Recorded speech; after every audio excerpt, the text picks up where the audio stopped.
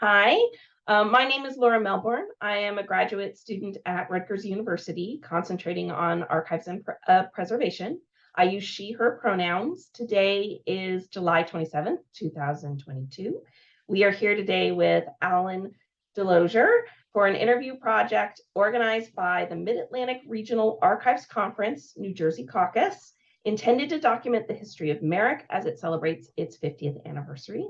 Dr. Delozier is currently the university archivist and soon to be humanities librarian at Seton Hall University and uses he, him pronouns. This interview is being recorded with the permission of all participants. Alan, would you please confirm to me verbally that you do indeed consent to the recording and that you understand that this interview will be accessible to the public? Great. Yes, thank you. So I'd love to start just at the beginning. Can you tell us a little bit about when and where you were raised? Where did you grow up? Thanks, Laura, and thanks for having me on this very special oral history. And it's great to have 50th anniversary of MARAC. So my life goes back over 50 years, just to segue in. I was born in Trenton, New Jersey, St. Francis Hospital, and a tremendous mom and dad, a brother and a sister. And I'm a middle child, so Jem-Brady syndrome, but all in a good way. And the wonderful part, I grew up in Ewing Township, which is just outside of Trenton, my hometown. And from an earliest age, I've always been interested in history, the dates, the people, the drama, and everything else. And even from a young age, I was always wondering, where can I get a career in history in some form or fashion? So from earliest age again, just studying it through school, I was very intrigued by my teachers in social studies. And this is one of the really great things about my youth in terms of just formulating what would be the platform for my later life professionally and in terms of hobbies and interests. I noticed you had an initial beginning in communications. How did that overlap with your interest in history? Yes. Well, it's interesting. I was always a fan of radio, and I do have a degree in telecommunications. And that was my first go around. And, sort of like in terms of trying to find that pattern or pathway, I figured communications leads to other types of disciplines. The beauty of interdisciplinary study is so wide and so tremendous in terms of its opportunities. With this said, after communications, I was trying to find, revisit my youth, so to speak, in terms of the history connection.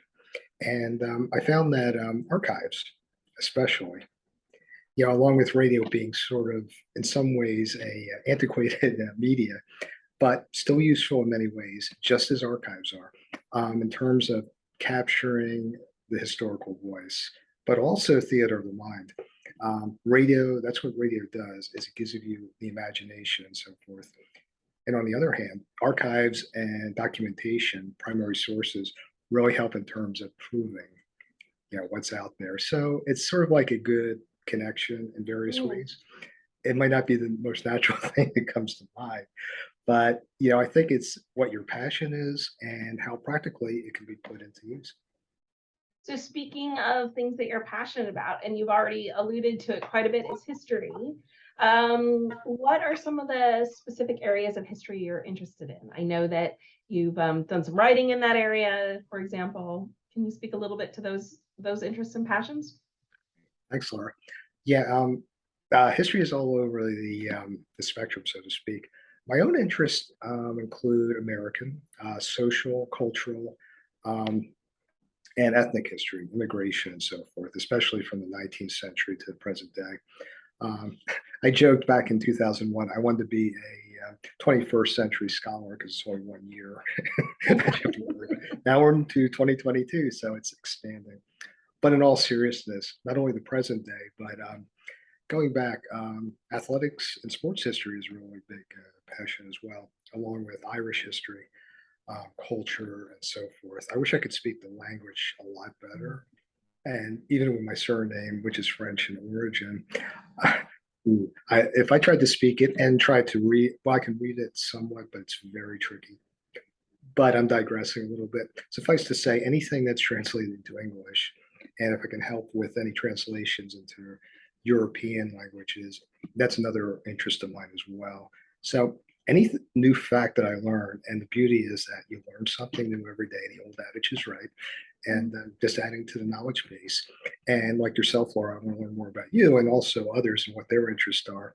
I'm more of a listener than and along with a researcher in between. So these are just some of the areas that have been working with and still really find fascinating and interesting. Thank you. I think that is really interesting. I was wondering, there's a moment in time, right? So if you're passionate about history, you're learning about history, and then you're working with the primary materials, as you've alluded to. What spurred that decision to formally switch over into librarianship and archival studies, and yeah, switch down that path formally? Great, thanks, Laura. Yeah, when I was an undergraduate at St. Bonaventure, my beloved undergraduate alma mater, I did go to Mercer County College, which was a tremendous experience for 2 years before I transferred. And that background helped me in terms of a credit-based requirement was an internship in the archives. That I was hooked from that point forward. I mean, wow, people get paid and they can do this for a profession. That's where I really learned about the archival science field of it. And this was the late 80s. So yeah, I'm going back a ways. But with St. Bonaventure, it's interesting. Their origin is Franciscan, Catholic institution. And the papers were incredible in terms of what they had in their collection. Their main focuses were Thomas Merton, Robert Lax, the poet, and various other individuals. One especially, Roy Ottley, who was the first African American to be attached to a mainstream newspaper, PM, in New York City in the early 40s. And eventually, just using the papers at St. Bonaventure, I was able to write my master's thesis on him and his travels in England during World War II.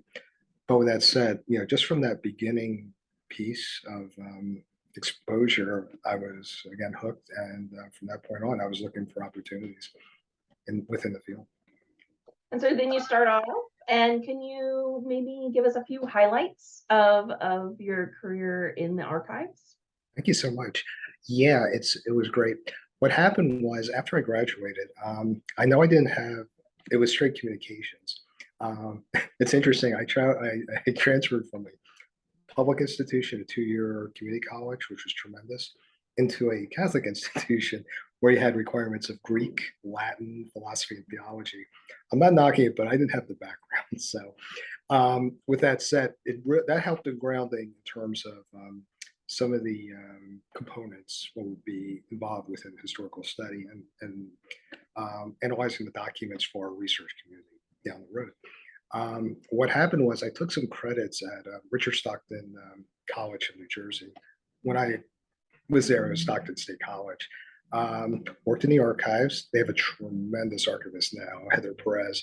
I wasn't there that long, but I was taking some history credits along with volunteering my time.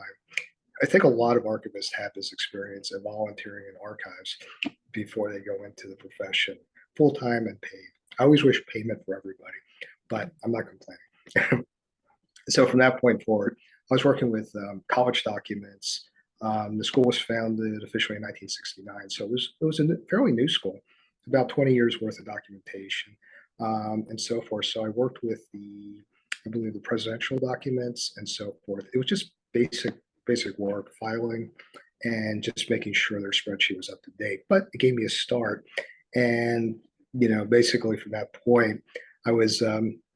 And I mentioned my parents again and my family, very supportive. I could live at home and take the year to really build up my resume in terms of historical studies. And that was the key because I wanted to go into the profession with some knowledge and some practical and also paper experience, so to speak.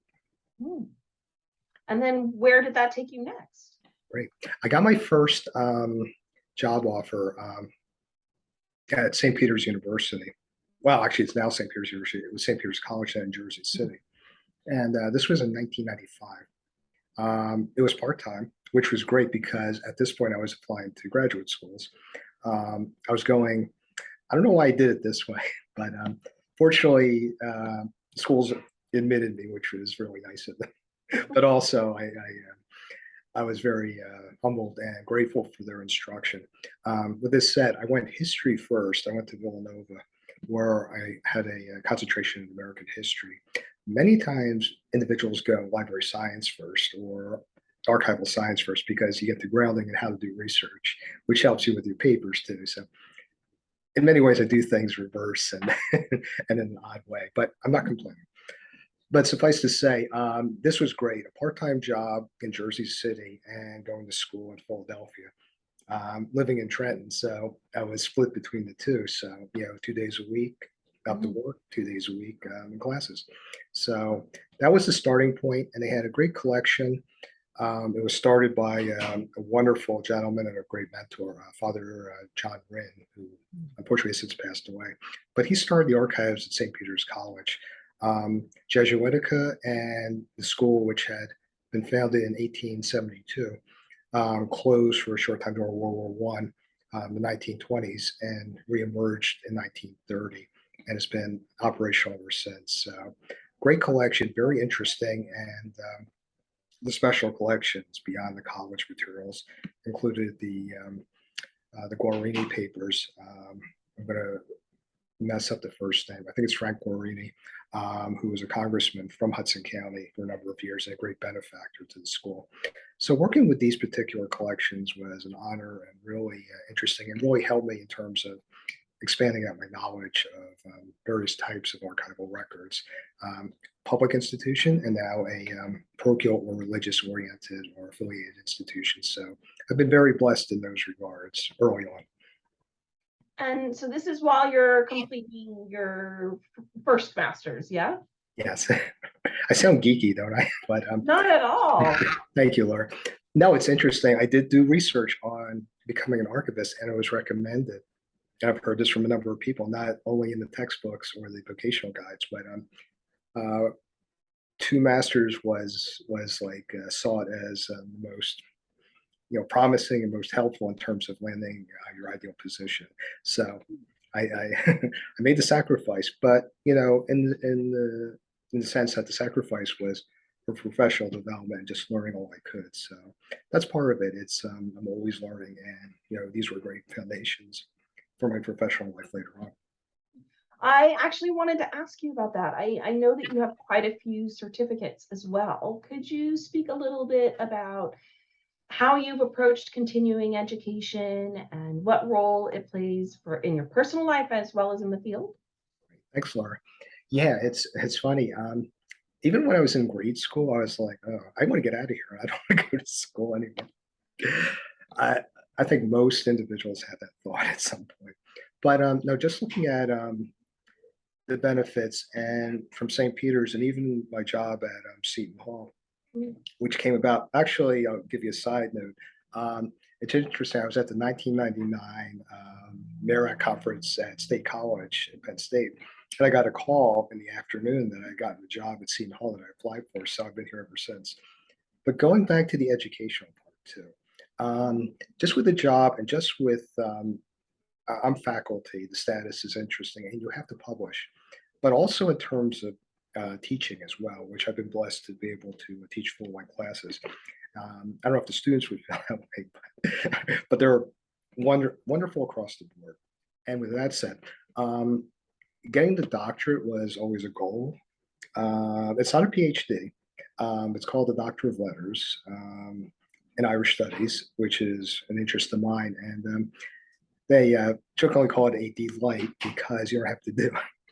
I love jokes and puns, but basically the Doctor of Letters, you don't have to take oral exams or you don't need a language requirement per se. So that helped out, and it was at Drew University. So I'm a Druid, so to speak, and wonderful people there too. Matt Beeland is one of my wonderful colleagues who runs the university archives there. But I digress again.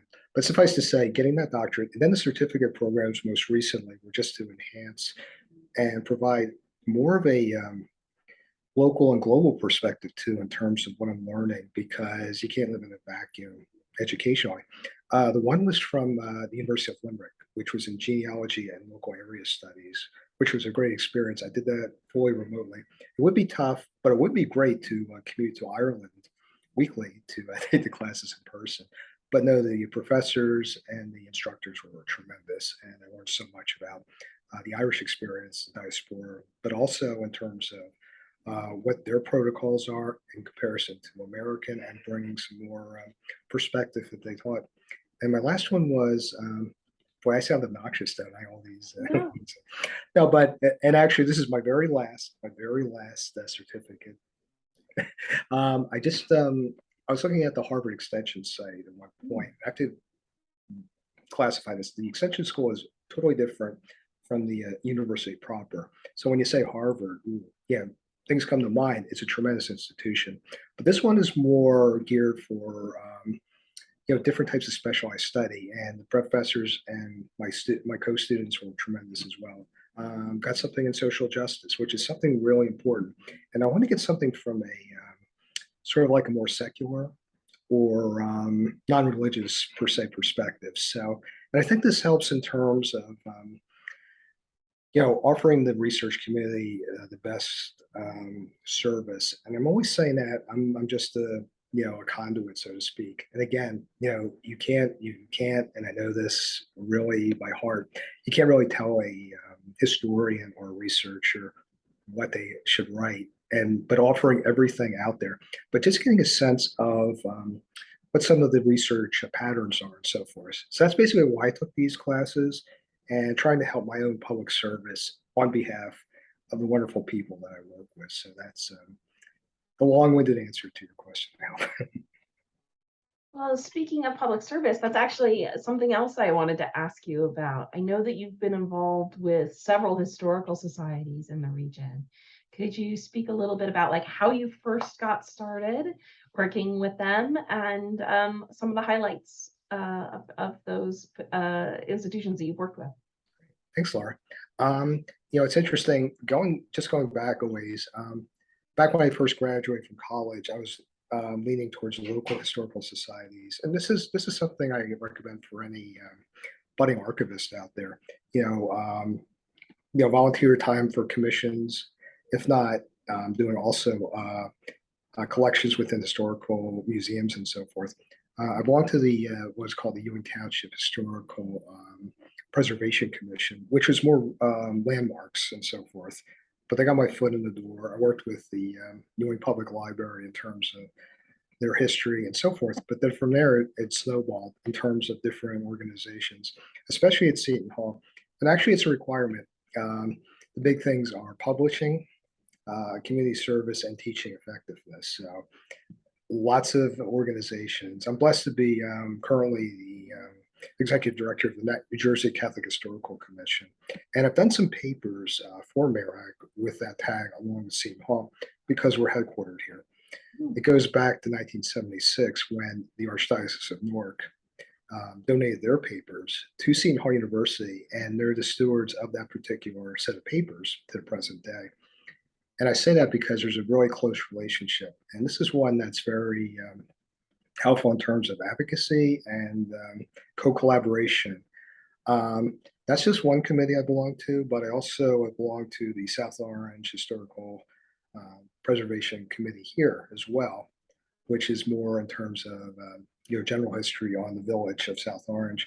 And I'm happy to note that I'm also the historian for the Catholic Library Association, and also the Ancient Order of Hibernians New Jersey board of that organization. Again, man, I'm speaking too much, but there's all these great things and great people that you work with, and organizations that it's like a tremendous honor and pleasure to work with them. So these are just some of the examples, and committee work is something that I enjoy, but it's also helpful to volunteer time and so forth for such things. And again, for the budding archivist, it's something that you meet people. Great great organizations like MARAC and other ones out there as well. Very important to connect with wonderful people like you, Laura, and all your colleagues within the organization and beyond. Well, thank you, because that is the perfect cue up to start talking about MARAC. And I'd love to hear, like, around when did you first get involved with MARAC? Hey, thanks, Kat. Thanks again, Laura. Well, I mentioned 99 when, that wonderful landmark moment in my life happened, but I was a member from about 1998 forward. Most of this came when I was working simultaneously. This is interesting. I mentioned that commute from Philadelphia to Trenton and then Trenton to Jersey City. Mhm. Now I was doing a three-way. I was at Rutgers at this point and just finishing up. And then I got a job at the Archdiocese of Philadelphia, which is outside the city.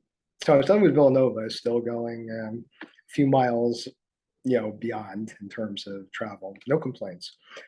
But with that said, this is how I was able to join. They were able to fit my cost back in 1998, which was tremendous of them.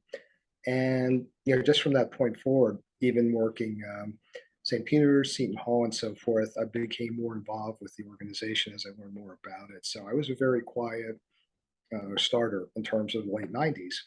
But from that point on, I've been active and been a fan of like the individuals who have really run this organization in such a great way.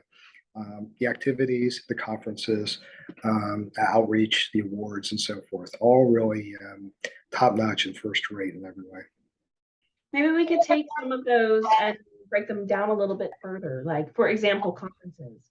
Can you tell us a little bit about the conferences that you've helped organize and participate in? Would love to hear about the conference itself. Thanks, Laura. Yeah, the conferences have been tremendous. And just the ones that I've been really involved with were New Jersey based. Um, the first one was being in terms of different like heads of committees. I've been on a number of different committees, but the Morristown conference, I believe that was 2006. I should go back to the website and do my research. But anyway, Dale Patterson, we were co-chairs of the local Rangers committee. One of my favorite people of all time, and such a great, great soul. We were able to pull that meeting off. It was great in terms of like the details and planning and so forth. It was really memorable. And Dale was a great teacher and very patient with me. So that particular meeting was really well attended. And basically there were a lot of sites around Morristown that we were able to do, and the city wasn't known to many people outside the area, to tell the truth, because other cities in New Jersey sort of get some of the historical credit, so to speak, Newark, Jersey City, and so forth, where there have been other meetings, memorable ones. But that was one of them, and also Cape May was one of the big ones in terms of attendance. And my co-programming chair was Bob Golan, who was enthusiastic. And about him, it's like he was remarkable, and again, one of my favorite people. He used to sell computers back in his earlier days, but then he did a career switch to archives, and very passionate, very knowledgeable about what he did, connection to Rutgers as well. And then we just put together this wonderful program, and it was mainly him, along with Dale in Morristown. And let me just say, this was great. We used to plan our committee meetings and all the speakers over at a diner, and also baseball games, in between, which was great. I mean, it worked out tremendously because we were relaxed and we were doing fun things, and it came together very well. And the plenary and also the various speakers, because at this time Boardwalk Empire was out and Cape May had a connection to Atlantic County. Again, Heather Perez gave a great talk on Atlantic City's public library when she was there in terms of the work they were doing to help promote this particular show and the research background for it. So there are all these great connections. And I should point out too, it was a great meeting because actually it was the second time I met my future wife, Carrie Ann. So it was memorable in many ways, and that was probably the most, but all good all around. So that was another memorable meeting. And then the last one I was involved with Don Cornelius, who again another favorite person who's a good soul. State Archives. We were working on the program committee until, of course, COVID and all these other things came out. The West Long Branch meeting, which was canceled for the time being. So we didn't really get too far ahead of steam going, but at the same time, we did have our initial go around. And working with the other team members, the other pair, whether it's local arrangements or programming committee, the groups are very great and you learn a lot about them. And also you become really close and bonded. So I can't say enough good things about anybody who's on a committee or anybody who attends a MARAC meeting. It's all a joint and wonderful collaborative all around. Maybe for younger folks or newer folks who haven't done as much involvement with professional organizations, would you mind taking a slight basic step back and talking about like what is it like to arrange a conference? What do you do?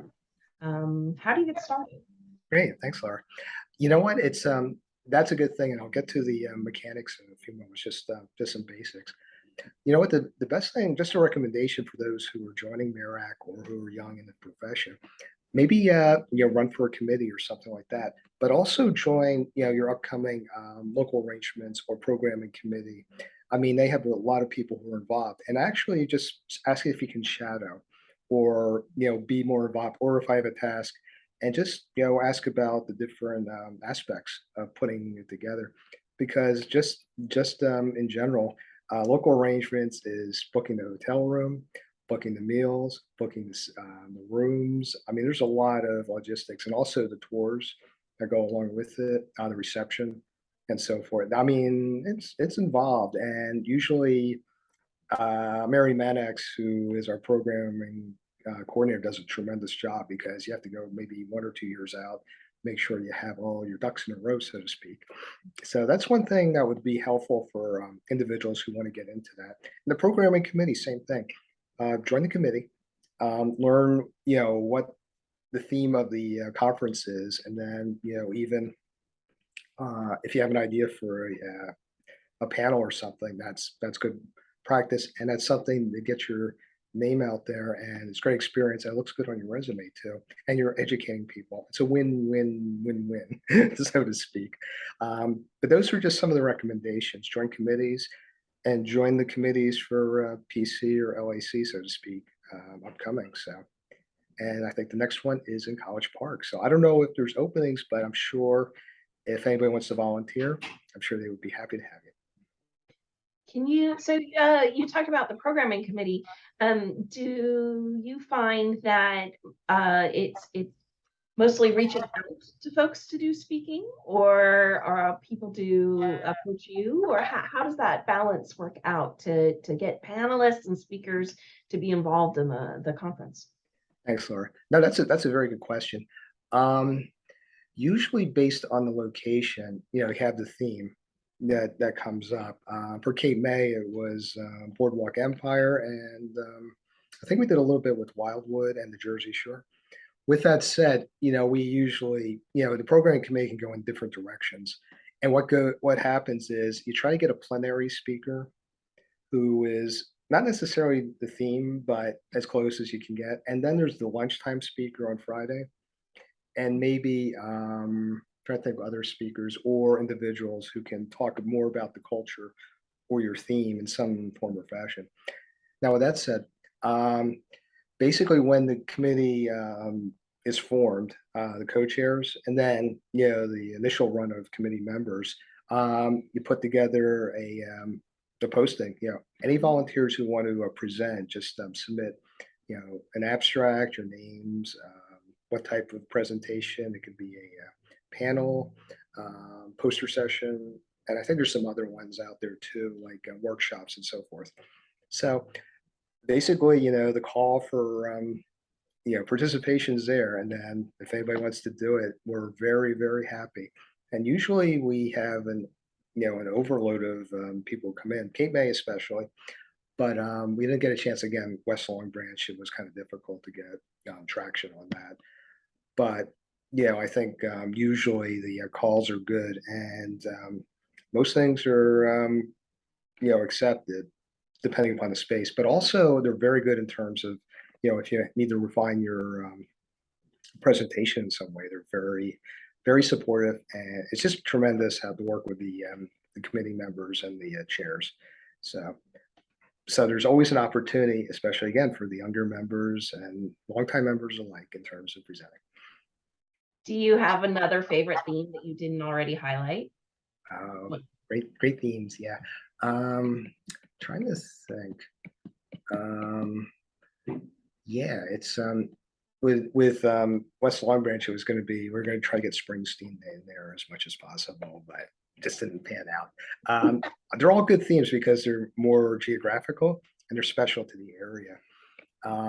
One of the things that was interesting when it was in Erie, Pennsylvania, which unfortunately I missed. It was the theme was 1812, which is natural because they had a lot of great connections to the conflict and so forth. Um, I wanted to suggest a panel on that movie, The Thing You Do, Tom Hanks, Rita Wilson, and so forth, because it was set in Erie for most of the movie, and you could do a lot with music archives and 1960s. I'm digressing, but suffice to say, you have all these connections, even in Scranton. We had the meeting in Scranton, a meeting in Scranton when The Office was on the air, and somehow we didn't do anything on Dunder Mifflin or paper production. I'm not knocking, but I'm like, oh, the opportunity is just so there. If anybody wanted to do it, so. What about flipping the script? As a presenter or a panelist, could you speak a little bit about what that's like especially for folks who haven't done it yet? Thanks, Laura. Yeah, you know what? Preparation is key.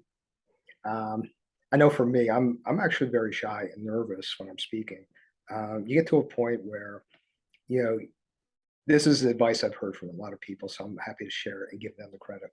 Um, your PowerPoint's very little text, graphics, and I mean, they're free, so you can put as many panels in as you want, but be aware of how much time you have, like 15 minutes or so. These are just helpful suggestions. And then your text, if you need to script it, no problems. Just make sure big words and so forth, so you can look up and interact with the audience and so forth. So if you know your topic, and then definitely with your co-panelist, coordinate and practice as much as you can beforehand, and then you should be in good shape. And usually you have a moderator. If it's not one of the speakers, somebody separate, they're usually the timekeepers and so forth. And just be aware that there might be questions afterward too. And then even talking outside of the room once your panel discussion's over. So preparation, again, is key. And if you know your topic, all the better. It's tremendous if you can share that with the crowd. Do you have a time that you presented that's, I don't know, one of your favorites, a topic or? Thanks, Laura. These are great questions. Actually, they're all favorites. Two of my favorites were I was able in Alexandria. I think this was 2009, 2010. Again, I'll have to go to the site. Again, the MARAC site is excellent, so very helpful. It sounds like a commercial message, but no, it's helped me a lot of times if I go to the MARAC web page. Anyway, the one in Alexandria, I did a 2-week consultation at Bermuda College in Paget, Bermuda, which, boy, that was tough. Let me tell you, anybody who would have this gig would be very blessed. And I just don't say that for the tremendous weather and the atmosphere, the pink sand and the blue skies, but my motel room was like 50 paces from the library, and it was a resort. Anyway, no, but what I did was I worked with the library director at Bermuda College. They only have one college on the island, 2-year school. And I did a evaluation of their collection and what they should maybe look at in terms of focus. And I took tours of a lot of different archives within the island of Bermuda. So that was really a tremendous experience. And I was able, fortunately, to present on it with a panel in terms of community college archives. So that's where it worked out. And I was happy with my wonderful colleagues to present and just give that sort of international perspective. And the other one was documenting our 1989 men's basketball team, which made it to the finals of the NCAA tournament. I think this one was please forgive me, there's so many of them. This one was in Maryland a few years ago, but I think a lot of that one too. And just everyone that I've been involved with, people have been very kind. People haven't thrown anything at me. And people, if they fell asleep, no problem, I understand. And they survived. So I'm very blessed and very happy about that. So all good. Awesome. So we talked a lot about the conference itself. What about the caucuses? I know that you've been involved, particularly in the New Jersey caucus. Can you tell us a little bit like how you first got involved and then some of your experience working with New Jersey in particular? Great. Thanks, Laura. Um, yeah, you know what? From the beginning, I'd say around the early 2000s, I became more involved with state caucuses, going to meetings and learning more about it. I can thank Mr. Gary Soretsky, who's a great person and a legend in MARAC and archival circles, not only in the state, but throughout the region and country. Great photographic expert. He was the outgoing caucus chair for New Jersey in the early 2000s. I want to say around 2002, roughly around that. We'll say circa 2002. And he was very generous with his time and patience and just showing me the ropes about how to be a caucus chair and what you needed to do. Attend the executive committee meetings, which were held at the University of Baltimore. I don't know if they still are, but good stuff in terms of talking to my other fellow caucus chair members, the upper administration, and so forth. And what I tried to do is just bring another stamp onto it. So what I did was just working with other historical societies, I would do a weekly roundup of historical events in the neighborhood or news and so forth, not just MARAC, but how it might connect in terms of the archival world, meeting the history world in terms of state um, events and organizations and so forth. So just to make it more open and inclusive in terms of what's going on out there. But I tried my best, and we've had really great caucus chairs since then too. And just the line and people who I've worked with were great, and just learning from the current individuals such as Tara Raja is great stuff, and really tremendous in terms of going forward. Can you speak a little bit more about what role they play organizationally within MARAC? Great. Essentially, let me see if I can remember this. They have from the executive committee meetings, their responsibility is to report back to the membership.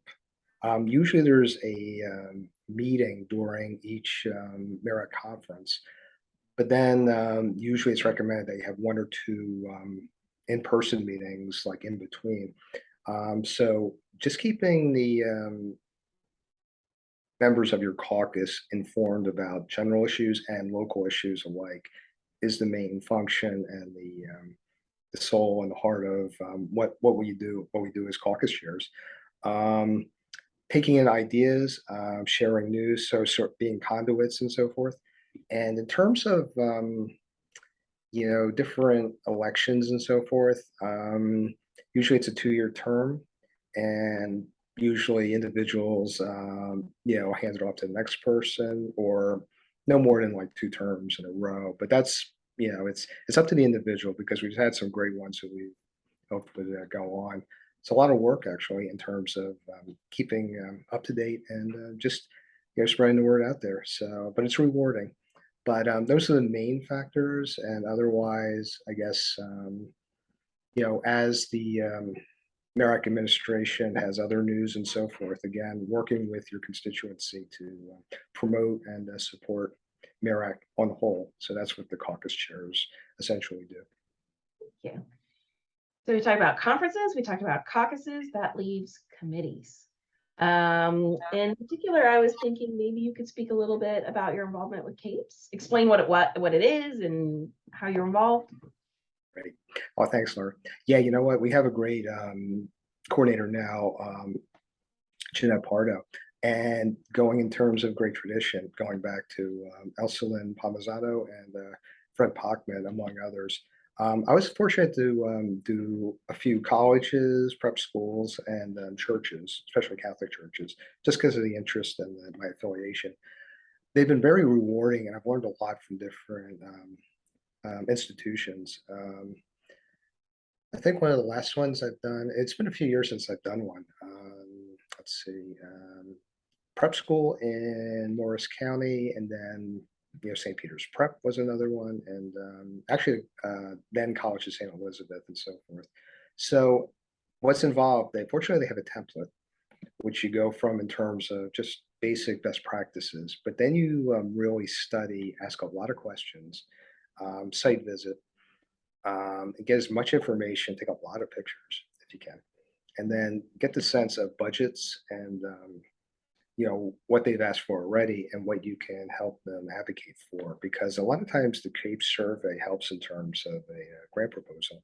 Having that documentation is really helpful in terms of a third party who might be able to shed some light on the needs from a different perspective. I don't put myself as a total expert, but again, working with the administration of CAPES, the survey team, and so forth, and then working especially with the institutions and the individuals who request to help is very key. So I've had a lot of good conversations and learned a lot about different institutions from these opportunities. So it's really been great in terms of going out there and trying to help advocate for new and existing archival entities and helping them be the best they can be. And money is always a good thing. So I'm hoping everybody wins the lottery coming up and can share the wealth. I'm just saying. I just wish that for everybody. If they need something like climate control, storage,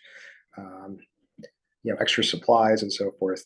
And of course, the wonderful labor pool in terms of budding archivists and those who are applying for jobs. So that's the hope in terms of working with CAPES and the recommendation patterns. We've talked a lot about the way that MARAC supports archives and the community. What about from a personal perspective? I'm queuing up the question that you've shared, if you don't mind sharing it again, about, for example, how you've made friends and perhaps how you met your wife, if you're comfortable sharing that. Sure, Laura. Thank you. Yeah, it's great. Just some of my mentors from the Archdiocese of Philadelphia. I went down with them. I don't know if I should be saying this, but he's retired now. But one of my senior mentors at the Archdiocese of Philadelphia, he was at many of them, so he knew the field very well. So he basically checked into the hotel and saw the sites of State College, which hey, this is something which is good because he brought back a lot of information about the history of the area. So he did his part. Anyway, my other friend from Philadelphia, I'm still in contact with him. So just from those beginnings, you meet more people. Again, going back to committees, you meet a lot of people that way. You form friendships, from different areas too, not just your state, but beyond. And just the great people. I mentioned Gary Soretsky. I mentioned Bob Golan, Dale Patterson. I could go on about, and Don Cornelius, of course, and yourself, Tara Marjan, Deb Schiff. There's so many tremendous people that you work with and who are really, bring a special quality to your own work environment, but just special people overall too, which is really something that's a true blessing. And then, of course, meeting my wife was, the story goes, and I will, shout out to Jeff Huth and Karen Trivet, who do that wonderful podcast in terms of all that. We recount the story in a podcast we called "Our Retention Period is Permanent." So I thought the pun was funny, but they look at it. Actually, we had met at a conference a month before in New Orleans. It was an Irish Studies conference, but then we made plans to go to MARAC because she was going as well. So we had a chance to talk some more. And from that point on, we went out, and she's wonderful, and glad she thinks I'm somewhat wonderful, and been happily ever after since 2015, married, and then archival couple. We felt bad we missed the was it the Roanoke conference because we're getting married that weekend. We couldn't help it, but suffice to say, good stuff on our part. But it's been wonderful to meet and marry a MARAC member, but also just anybody who's involved with MARAC to varying extents. It's just been a really joy and pleasure to know them and work with them. So it's sort of like the overall.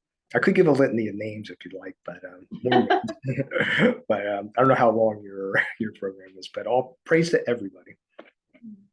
I guess I really only have a couple more questions. I was wondering, looking back, how has MARAC changed over the years? How's MARAC changed over the years? That's a tremendous question, Lauren. They're all good questions. This one is interesting because I think from generation to generation, and I'll bring back the quarantine and COVID again because we switched gears, different time periods by circumstances. When I started out in the field, my goodness, the technology wasn't where it is today. There's a lot of different change. I think the ones who are involved now, who had the training, went to school and so forth, have tremendous savvy, and these programs are like exceptional. I'm still trying to keep up with it, so all praise to them. Again, when I started, it was pretty basic. You had the fundamentals, which are still important today, but in terms of like recording data, you have like Word and Excel spreadsheets, which are still used, but that was pretty much, the most you had. Um, and then the programs today, like, well, I won't get into the names, but suffice to say, you have these databases that are very helpful in terms of storing information, interpreting it, and so forth. So I would say that along with, um, this is unfortunate. I'm really hoping, again, along with like financial, health in terms of the profession, is basically, having more job opportunities for those coming out of college and so forth. I'm really hopeful that, the profession really extends forward. When I started, it was a little bit more wide open in terms of, postings, and then having the opportunity to get your feet into the door and so forth from there. So it's changed in many ways, not just how it reflected on society and so forth. And then, of course, donations where individuals wind up, where their dream jobs are. America's an organization, I think, has kept track very well. Um, I know there's been like various different like news and issues that have come up, and tremendous in terms of the work they're doing with diversity and outreach. All praise to that. That's really great in terms of the efforts they're doing, that committee, but also in terms of the overall, in terms of looking at the profession, how to promote it, how to look out, and also such things as the disaster fund, to help individuals who might have had like some natural calamity come their way, which has been awful. Just like the poor folks in Louisiana, for example, and then Hurricane Sandy a few years ago, and so forth. So things like that have been really key. Just in terms of awareness of the world around us, but also, it's a real great testament to see an organization in business 50 years, and then still going strong in terms of great membership, not only the veterans, but those who are coming into the organization and really making a difference. So those are just some of the highlights I can talk about. But the evolution has been really interesting to view and be a part of. It's been a pleasure to be a part of it. What about where it's going? Is there any area that you hope to see more focus on, either at MARAC or just in archive practice in general? Thank you. Yeah. Um, it's interesting. I'm still learning too about the profession, coming in from sort of like a interesting angle. Um, I want to learn more about the technology end of it, but also in terms of um, different repositories, different collections. This is always something I really value, in terms of what institutions' specializations are, and learning about what maybe their special collections are. What area they want to go into geographically, in terms of what they want to do for the greater good, so to speak. These might be more general, but I guess for the future, I just want to see well-being with the organization, more support, and just a greater happiness within the profession, and success all around for those who are archivists, but also those who support archives, and of course the research communities and so forth. So working collaboratively. I always give credit to those who had the idea for documentation, those who produce the documentation, those who donate the documentation, those who process it, the ones who work with the research community, and then full cycle. If you're working, if the donor needs anything, and so forth. So, we're part of the chain, which is very important, and MARAC is supportive of that. as well. So I just want to learn more about what others are doing and, just support as much as I can. And then, working with all the great people, as I mentioned, is really tremendous. Thinking about the students and emerging professionals that are coming up, you interwoven that advice into this conversation already, but I wanted to give us a little bit more space just to ask, a little bit more point blank. What advice might you give people who are coming into the field now, things to look out for, things like that? Thanks, Laura. Definitely. I would say the big thing is, technology. Learn the latest in terms of systems. Become as proficient as possible because it is a different world. A lot of things are being digitized and so forth, born digital and so forth. I would say in terms of schooling, again, go the path you can. Same pattern. If you can do two masters, if you can do at least one. Um, I think library science has a greater advantage, but don't hold me to that. It depends. Everything is case by case. So with that said, advanced degree, and if you can't get your foot in the door with a part-time or full-time job, I wish that was the case. Um, same as I did, volunteer. That way they get to know you. And even a student I'm working with, she volunteered at a small historical society, but she got a part-time job out of it. So success stories as you go forward. And I always point to a wonderful example. There was a graduate of Rutgers whose dream was to work at the National Baseball Hall of Fame and Museum Archives. I'm with him.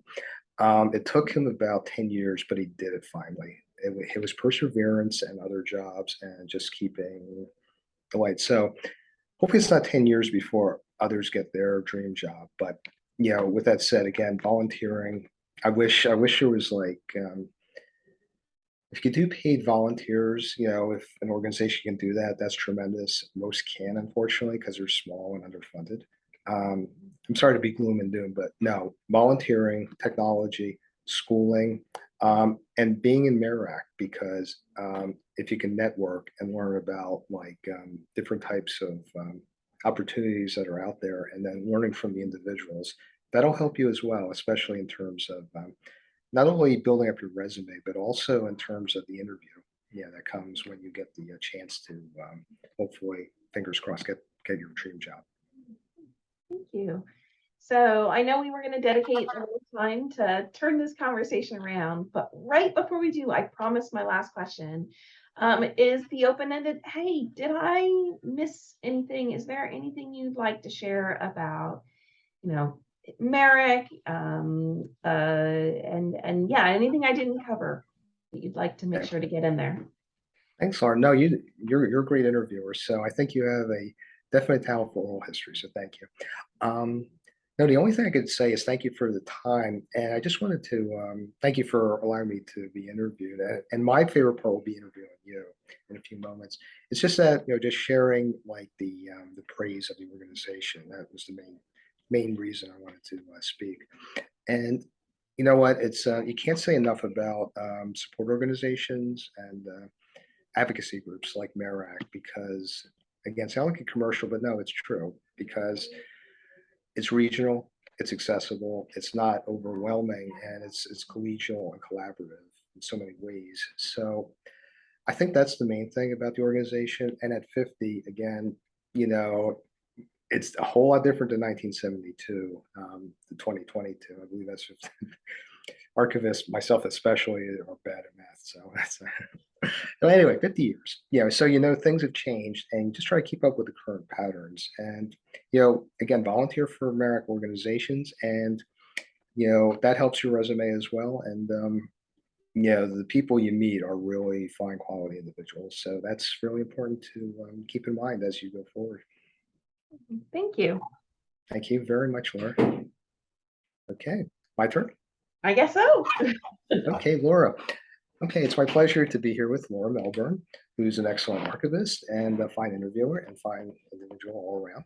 So tell me, Laura, how did you tell me a little bit about your early life and not only your early life, where you're from, but how you became interested in the archival profession. Thank you. So starting at the beginning, I was born in California. My family moved around a lot, but generally around the San Diego area, and that's where I graduated high school. And had a little bit of a bug to go do something different. So I applied and started at NYU, New York University, sight unseen. Never been to the big city. Showed up a week before classes started. And yeah, I have a bachelor's from New York University, a liberal arts background. I'm very interested in um, sort of multidisciplinary exercises. So learning history at the same time as learning literature, that type of approach. But then I graduated from NYU without a job, needed a job. People with an English degree, a lot of times what we do is we try to go into publishing, which I did. My career path ended up very winding around, but basically I ended up working for a major academic publisher. I had several different jobs, but the bulk of it was doing licensing of materials to libraries around and their consortia around the world, so journals, ebooks, that kind of thing. And that was a really great career path. There's a lot to be said for it, but it was very much at the beginning that, hey, I need a job. And then I had a family to support. And so it was still, I need a job. And as great as that was, it wasn't ultimately fulfilling for me as a person. And so I took a step back a few years ago to think about what I really wanted to do. And as much as I've enjoyed my work with collection development folk and serials librarians and people like that around the world, it wasn't really the area I wanted to go in. And events in the world made me take a real hard look at my own personal privilege. And I was very inspired by things like the 1619 Project to look at how history and specifically archives and the preservation and then access to information can really be used for social justice. And that was the spark that went off in the back of my head. And I went, oh, I don't need to be in serials. I could look at special collections and I could look at archivy. And I took advantage of my employer's programs to do schooling part-time. And I have one semester left at Rutgers University before I get my master's of information. And just now starting to volunteer, to get more involved with organizations and start to learn about the actual archival practice, and just getting my feet wet a little bit. It's exciting, Laura. And what were some of your highlights during your time in graduate school at Rutgers in terms of classes? And because I know even that has changed over the years. What has spoken to you academically? It has. Thank you. That's a great question. And I will say that my experience as Rutgers is a little bit colored by when I happened to make this decision, because my first semester at Rutgers was spring of 2020. And I intended to be a hybrid student. I was hoping to take classes on campus as well as online. And so the people of my cohort, we have been fully online. I'm in the Pennsylvania area, so I was already going to be a little bit of a distance learner, but I've done my entire master's program online. So the things that I've been interested in have been the things I've been able to absorb digitally. I haven't been as able to really go into an archive and work with documents. And instead, I've been much more interested in things like description. So how metadata can be used both to make things accessible, but also as an act of reparation. So how were things described in the past that maybe don't actually reflect the holdings or the interests of the future?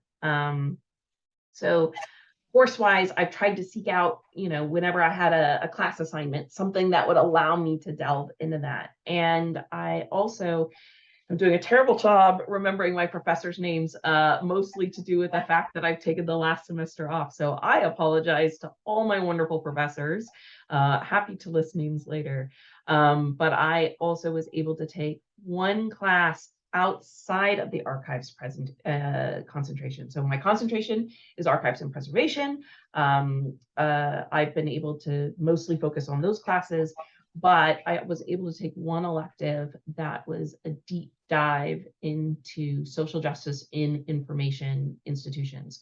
So public libraries, school libraries, archivists, academic librarians, all of us together in one seminar, talking about really looking at how social justice issues are confronted within memory spaces. And that was really eye-opening and wonderful to me to be able to speak with people who aren't just archival students, but just to take that broader view. And Laura, this is great because actually what you're doing is like the new wave too, in terms of you're mentioning, different important social types of archive, social justice and so forth. You mentioned the 1619 project, some of your school projects, and even just getting into your feet wet in terms of profession. Along with 1619, can you tell me about some of the individual areas that you're of interest in and have worked with or have envisioned or want to envision in terms of working with, in terms of what would really be meaningful to you in terms of the archival field? Yeah, so there's really sort of as a student, I'm one of those people who's like, I'm interested in everything, but focusing on just a couple. One, so I mentioned the idea of description as reparation, and one thing because I worked at this academic publisher who's a science publisher, and one that's been around for a very long time. One of the things I was able to do as a class project that allowed me to sort of split my concentration was focusing on the topic of eugenics in archives. So eugenics, of course, being the birth of the genetics movement. So very important in terms of the history of science, but also something that was used to great harm, including up to and including genocide, and still prevalent, unfortunately, today. So I'm interested, I've had the opportunity to actually do a presentation at MARAC, a small student poster presentation on this topic, about looking about how do archives describe this kind of content. What are the feelings on harmful content, and how accessible should it be? And I'm still very interested in that topic and the right ways to approach these kinds of harmful and yet important materials in the archives. That's one area. And then the other area that I haven't been able to spend as much time on, but that I'm deeply interested in, is accessibility, in the sense that a software developer might mean it, not necessarily an archivist. So accessibility for people of different physical abilities, people with different neurodiversity needs. How do we make archives visible to folks who've been excluded from the archives? That can be something like digitizing a manuscript with OCR on it, so folks know what is in it and are able to read it with a screen reader. But also, just honestly, a few of the archives I've toured in the area, I won't name names, but honestly, not even having really good accessibility for folks walking in the building. How do we holistically make archives more accessible to everybody, and specifically the community that they're serving? That's well said, Laura. Yeah, that's so important in terms of having those type of documents out there. And just speaking, of the future, once you graduate and earn your master's, what would the ideal job be in terms of putting together all these important concepts you have, along with the passion and dreams that you look at for promoting the archives and your own tremendous work ahead? Thank you. Yeah, I'm very inspired by a lot of folks that are in community archives in particular.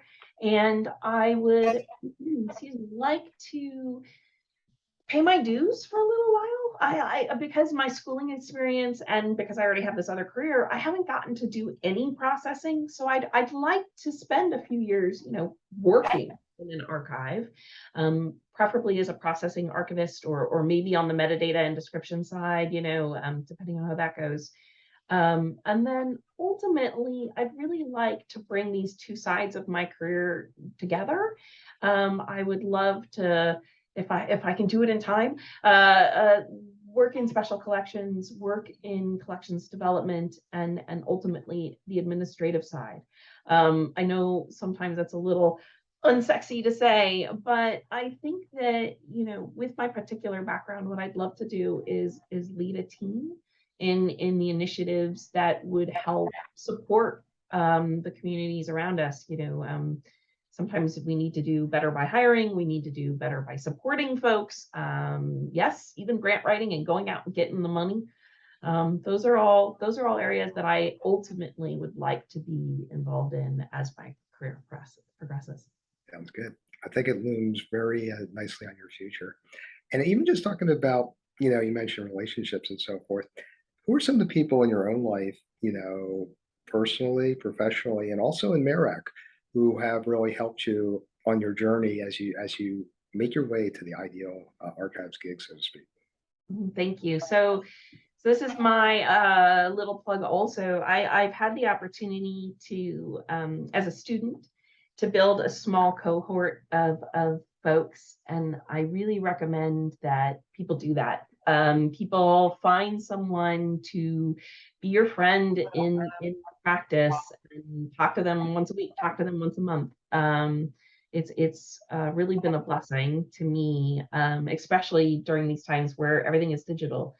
And I think that conferences are wonderful. I've been to many, many conferences, but they're not always accessible to everybody.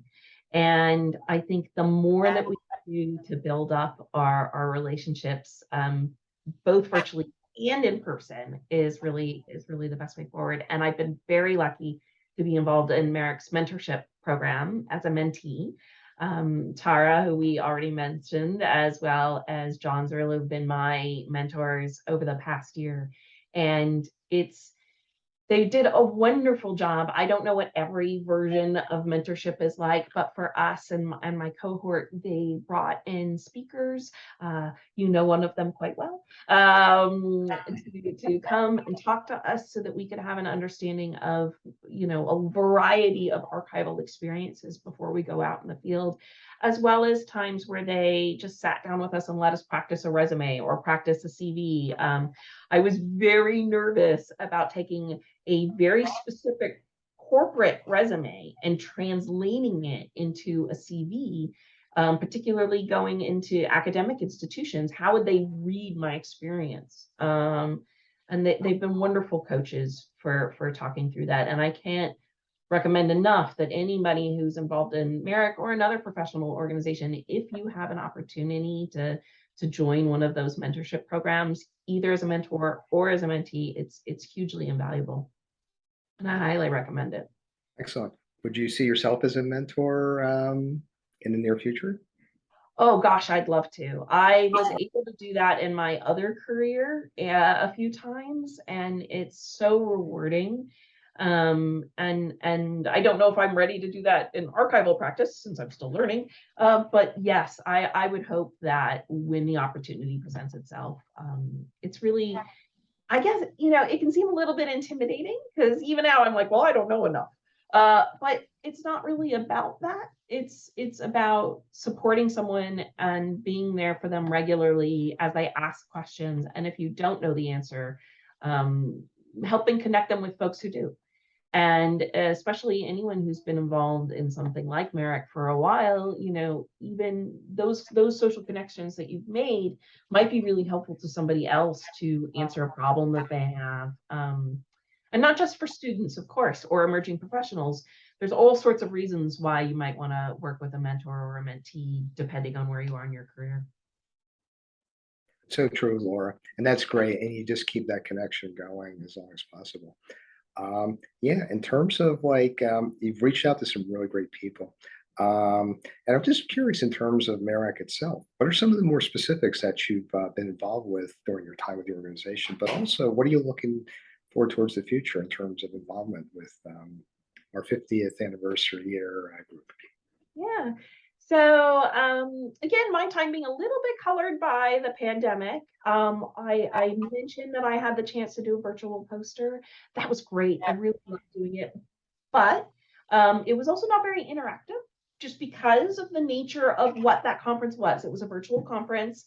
So we did a recording, and then I got a few questions maybe on the YouTube channel, but I didn't get the chance to really like talk about my poster. So I would love to see more of that kind of opportunity. I was able to finally go to my first conference this last spring, which was wonderful. And I learned so much being in person. It was the first time I'd been to a conference like as not as a presenter, not as a salesperson, not my Right. own professional development. I was like, oh, this is what everybody's talking about. This is great, that you have time to talk to folks and think about ideas. So from a conference perspective, I'd love to see MARAC and all the other organizations kind of keep up that balance. Remembering not everybody can travel, not everybody has the resources or the physical ability to be able to do that. So to have a healthy smattering of in-person and then online, both concurrent and non-concurrent, I think will just really benefit everybody. And then I'm looking forward to getting to meet folks in person when it is appropriate and having a cup of coffee. And everybody that I have had the chance to talk to, yourself included, have been so supportive, and it's so clear that the organization really it brings together folks who want archival practice to be a healthy, wonderful place for everybody. And so just continuing to be involved in any way that I can. Yeah, I'm just looking forward to as I move forward. That's great, Laura. And you have a good perspective because you're fairly new to MARAC, so you bring fresh eyes to it. What are some of the things you're seeing within MARAC, since your time there and even into the near distant future that will really benefit the profession at large, but also MARAC members in particular? That's a Crystal really ball. good question. So yeah, so I've already touched on a few times, like I think that this integrated approach moving forward is going to be really helpful. I think it'll help bring in people who might not have been able to participate in the past. I think that also goes to perhaps reaching out, we're coming up on this 50th anniversary and continuing to stay integrated in with folks who've maybe retired from the profession. I think would be really helpful. I saw in one of the other oral history interviews, the idea of continuing to keep that low cost so that retirees could also be involved. I think that the other thing that I found, and apologies, it's a learning from a different professional organization, but one of the things that happened in the pandemic is ALA had a library history roundtable opened up for free for the first time. And as an archivist, I kind of was like, ALA, I mean, it's fine, but I'm not a public librarian. And because they opened up that panel, I was able to learn more about library history. And I bring that learning back to MARAC, yourself, thinking about your own background, right? Like the more that we can be directly involved in the communities we're serving, and especially in including historians, I think is really just of huge value, because when archival practice is often its own little bubble, which I'm not saying it, I mean, I haven't been an archivist, so I hope this doesn't come out the wrong way, but it seems like the more we're integrated into all of our communities, the better our practice will be, the more helpful we'll be. And so I'd love to see continued integrated programming with historians and local societies and things like that, just to keep it going, basically. Sounds good, Laura. And you say you're in Pennsylvania now. What are some of the other organizations you belong to? And you know what? I know MARAC is the big thing we're talking about, but all these other organizations are important. As you say, you learn something from every different one, and there's no rancor or bad feelings towards anybody. It's more of a case of learning more about different organizations. So, which other ones do you belong to, and have you been active in to what degree in these? Yeah, so I'm on both ends of the spectrum. In addition to MARAC, I'm also a member of the Society of American Archivists, and I'm the vice president of the Rutgers student chapter, Source. Excellent. And of course, SAA being, really the national organization, brings in really big speakers on, very like important, broad topics. And also brings together, I think, a really good diversity of types of archivy. So you get a lot more about corporate archives and government archives and things like that that you might not get as much of in some of the more local groups, at least in my experience, when I'm looking at things like the conference agendas. On the other end of the spectrum, I'm also a member of the Delaware Valley Archivists Group, which of course focuses, even smaller than MARAC on specifically the Delaware Valley. And I've been able to get just a little bit involved there. I've been able to attend one of their meetups. They had a really fun film club where they looked at the TV show Archive 81, which is a horror show, but about an archivist, and it was really fun, and we got to talk about it. Okay. And I just feel like, there's room for all of these things. You really need all three, right? You need the local folks that you're likely to go to the coffee shop with, um, that you might be also, if you're someone who's looking to stay based where you are, that's a really important connection. I think that MARAC serves that need of a broader community, because of course Pennsylvania works with New Jersey and Delaware. Of course it does. And of course you might have a job that you're looking at in New York, or there's learnings to be shared in a broader community. And then ultimately, yeah, at the national level is also important. That's where you get standards and things like that can reach across a wider group. So for me, at least as a student, I've really appreciated having all those different perspectives, and recommend it to anybody who can. I know eventually it's prohibitively expensive, but right now I'm still a student, so I haven't had to pick. Which is a good thing, definitely. Sounds good. And yeah, just along with all the wonderful perspective you provided about what you're looking to do and what you've been involved with, reparations, social justice, different types of archives, and then the processing aspect of it. Um, what are some of your other fields that you look at that will maybe take off in terms of greater interest? And do you see yourself like branching out even more in terms of like different subject matters and different archival perspectives down the road? Thank you. That's a tough one to answer, because of course it's a little bit crystal ball. And I will say, as someone who's a career changer, I've had a career and now I'm switching. I found it personally quite challenging to be interested in all of it, but also feel a little bit of a need to focus. That, it's if I want to find a job, how wide of a net can I actually cast? And I don't have an answer for that.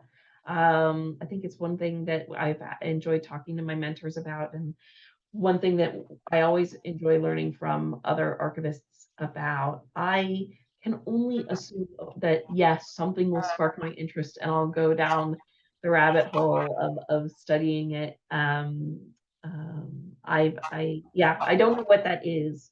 But like, for example, I had a little personal project for one of my classes where it was a taxonomy project, and I got really involved in doing the taxonomy for our comic book database. On the side, I really like comic books, and I had a lot of fun with, okay, how do you describe Batgirl, who has had 3 different aliases, and like, how would you alphabetize that, and those kinds of side interests of fandom and things like that. I'm very interested into. Maybe I'll get a chance to integrate some of that. And you importantly alluded to also, the digital aspects of archiving, and those big questions around, what do you, NPLP is one thing when you're talking about paper. What do you do when you're talking about terabytes of data, and how much do you keep? All of Twitter, you can't. So those kinds of selection criteria those are all topics I find interesting and hope someday to get more involved in. Well said, Laura. That's a great answer. And it's interesting when people look at the profession and they see where other people work. If you're a comic book fan, ooh, you work at DC Comics. I know somebody who is into fashion accessory. Ooh, you work at the Couch Archives. Or, if you like Coke, like myself, hey, the world of Coke. Oh, yeah. So those things to ourselves are like really cool. And then the public at large say, ooh, you work at fill in the blank. With that said, I only have a couple more questions in terms of like the future. Your future looks bright, and also in terms of looking at MARAC as well. I know you've touched upon a lot of great aspects of the organization. Um, what else do you think in terms of other perspectives you want to offer the public at this time? That I would want to offer myself, or that I would like MARAC to offer? Oh, yourself. Well, actually, both. So my career was in commercial publishing, and it's interesting to me. Trying to think of the right. So something I found interesting in my schooling that I then brought back to looking at in my professional life, and now as I'm switching gears, is the divide between records management and archival practice. There shouldn't be one, but there is.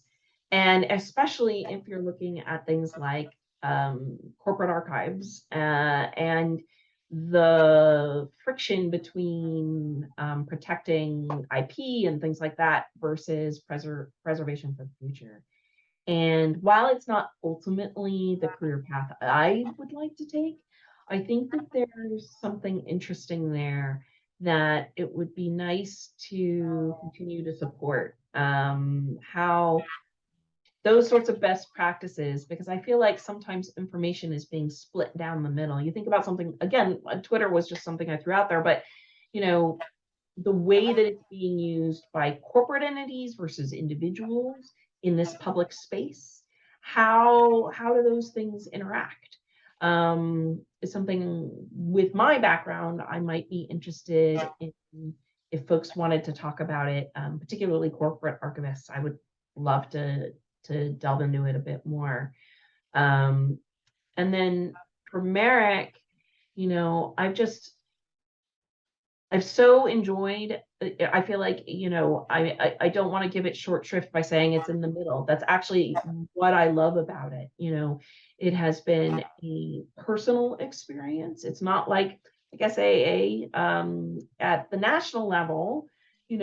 I may not have as much day-to-day interaction with folks as I've been able to have at MARAC, and that's okay if it's a different need. And MARAC has been so supportive. I think that ultimately that's always what I want to see come from it. If it could continue to expand access, as I've said, but also always any opportunities that it gives us emerging folks to get involved. Maybe expanding mentorship a little bit more to do some more project-based work. That could be really great. It's hard for those of us trying to get experience to, when there aren't that many internships and we're all fighting over them and part-time gigs and things like that. So anything that can help do those sort of connections with even something project-based, I think would be really great. I hope that was that the intent of your question, or did I take us way off topic? That's good, Laura. Wonderful. And that leads us to our last question, unless you have other things to offer. Basically, in terms of your own personal and professional life, anything you want to add to inspire current and future generations for the ages? Yeah. I thought that this was going to be super scary, and I don't mean this interview. I'm fine with this interview. I mean the jobs shift. It's hard to beat inertia, and I think that it's been wonderful getting to know the profession. It's been wonderful getting to know folks like yourself who are always seem to have time to give to answer questions. And I hope I've always been respectful of that time.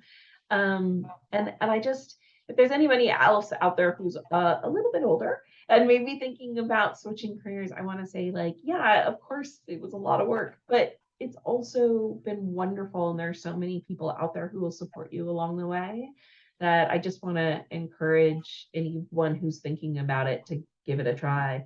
And there's also lots of wonderful free resources out there to the MARAC website you mentioned in your interview, the conversation, and that's true. Like there are all kinds of things that you can dip your toe in and find out if it's for you. So it's scary, but don't be scared. It's awesome. People are great. Well said, Laura. Good words to end on. Awesome, and it's out there. So thanks so much for your time, and I really appreciate it. I look forward to talking to you in more detail down the road. Thanks, you too. I Thanks, hope we Laura. talk again soon. Thanks, Laura. Appreciate it.